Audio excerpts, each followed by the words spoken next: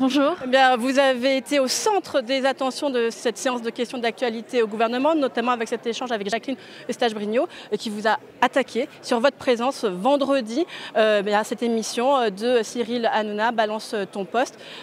Vous lui avez répondu que vous cherchez à parler à tous les Français, mais est-ce que vous comprenez tout de même les réticences de certains et les attaques ? Moi, ce qui m'étonne, qu'on ait des réticences, pourquoi pas. Comme disait Rosa Luxembourg, la liberté, c'est toujours la liberté de penser autrement.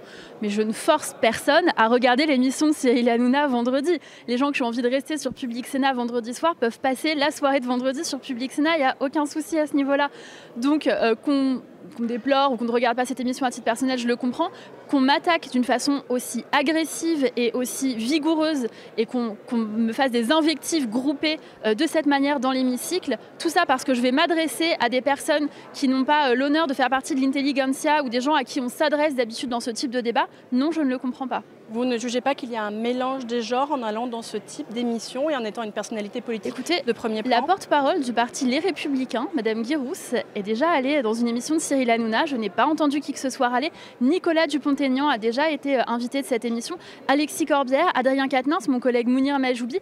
Et il ne me semble pas que ça ait fait un tel débat et une telle polémique. Donc je crois qu'il n'y a pas de citoyens de seconde zone. Les gens qui regardent Cyril Hanouna ont le droit de participer au grand débat national. Et j'y vais non pas pour faire le show et m'amuser et faire le clown, j'y vais pour parler du grand débat national. Et pour dire à des gens qui peut-être ne regardent pas Public Sénat, ne regardent pas LCP, ne regardent pas les émissions politiques, comment ils peuvent s'emparer de ce grand débat et les ramener vers le débat public, vers la démocratie.